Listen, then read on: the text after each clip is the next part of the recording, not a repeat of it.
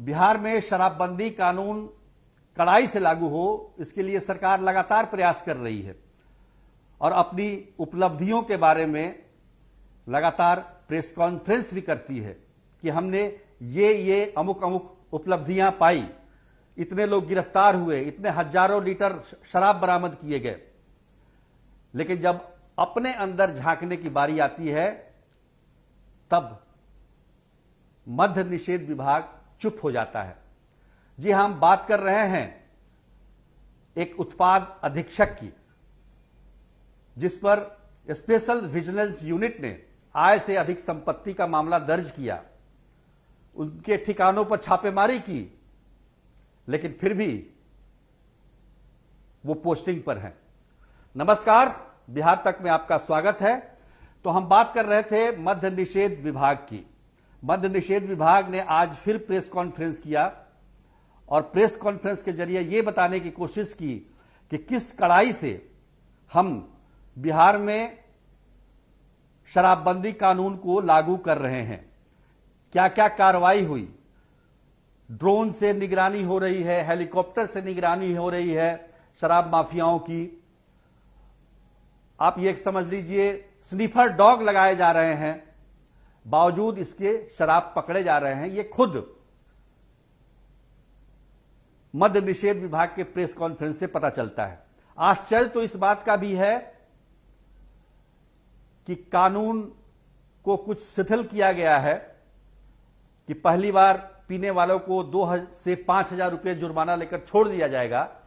लेकिन आंकड़े जो बता रहे हैं कि 1 अप्रैल से लेकर 16 अप्रैल के बीच करीब 3,974 लोगों को शराब पीने, शराब का व्यापार करने, शराब के सप्लायर, शराब माफियाओं को गिरफ्तार किया गया। ये गिरफ्तारी कोई कम नहीं है, 15 दिनों में करीब 4,000 लोगों की गिरफ्तारी। लेकिन हमारा विषय वो नहीं है। विषय हमारा ये है कि आप गिरफ्तार कर रहे हैं, आप कार्रवाई कर रहे हैं, करिए, आपका अधिकार है। कानून का पालन करना या कराना हम सबों का दायित्व है और विभाग का तो दायित्व ज्यादा बनता है। लेकिन सवाल यह है कि आप अपने को भी तो आप स्वच्छ दिखें, अपने को भी स्वच्छ दिखाएं कि हम स्वच्छ हैं, तभी तो आप दूसरे को सजा दे रहे हैं, दूसरे को गिरफ्तार कर रहे हैं इस मामले में। अब आपकी ईमानदारी उत्पाद अधीक्षक के पोस्टिंग पर कहां चली जाती है? उस उत्पाद अधीक्षक जो मोतिहारी में तैनात थे, 8 दिसंबर 2021 को स्पेशल विजिलेंस यूनिट छापेमारी करती है उनके ऑफिस में, उनके पटना के घर पर, तमाम जगहों पर छापेमारी करती है और आय से करीब 150 गुना संपत्ति का एफआईआर दर्ज करती है। बावजूद इसके आपने क्या किया? आपने मोतिहारी से हटाकर उन्हें गया के डोभी चेक पोस्ट पर लगा दिया। अब बताइए, जिसकी ईमानदारी पर शक हो उसको चेक पोस्ट पर आप कैसे लगा सकते हैं? फिर वहां से और अच्छा जगह बेगूसराय में आपने उत्पाद अधीक्षक बना दिया और पूछने पर यह कहा जाता है विभाग के द्वारा कि हमारी जांच में इस तरह की बात नहीं आई है और जो भी संपत्ति है उनके पिताजी की है। और उनके पिताजी के बारे में पता चला कि वो एनएचएआई में 4th श्रेणी के कर्मचारी थे। अब सोच लीजिए कि एक फार्म हाउस पटना में हो, 22 जगह पर जो जमीन है वो उनके पिताजी और पत्नी के नाम पर है, उसके कागजात हैं, तमाम चीजें हैं, 150% ज्यादा आय से ज्यादा संपत्ति है, 2 JCB machine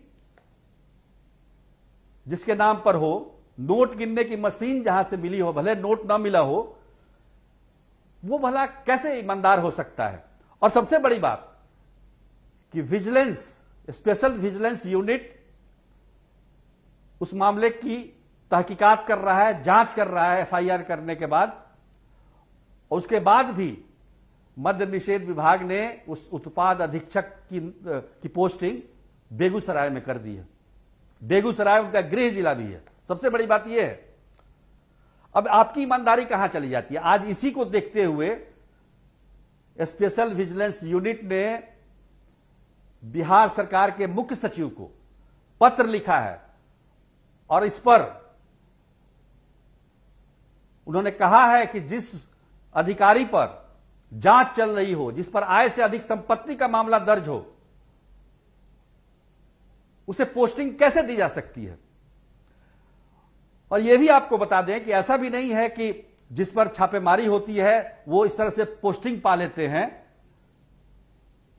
special vigilance unit ने जितनी भी छापेमारी की है, जितने भी अधिकारियों के यहां, सबको निलंबित होना पड़ा है और उन पर विभागीय कार्रवाई हुई है।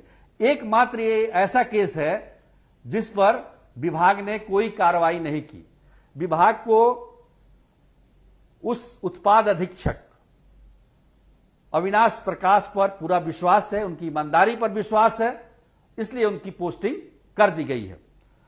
पूछने पर विभाग की तरफ से इस पर कोई जवाब नहीं मिलता है। मेरे कहने का मतलब यह है कि आप जिस तरह के कानून का पालन करवा रहे हैं, शराबबंदी कानून का, और दूसरे को गिरफ्तार कर रहे हैं, काफी संख्या में गरीब जेल जा रहे हैं,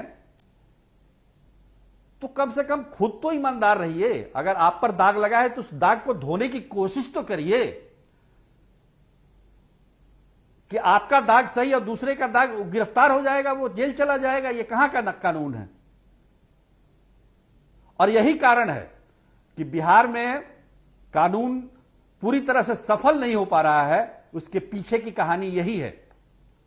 आपको याद होगा शुरुआत में 2016 के अप्रैल में जब शराबबंदी कानून लागू हुआ था तो 4-5 महीने तक बहुत बेहतर तरीके से काम हुआ था, लेकिन उसके बाद से अगर खुद में ईमानदारी नहीं रहेगी तो फिर दूसरे से ईमानदारी की उम्मीद आप कैसे कर सकते हैं? मेरा सवाल यह है। आज के लिए बस इतना ही। तब तक के लिए धन्यवाद।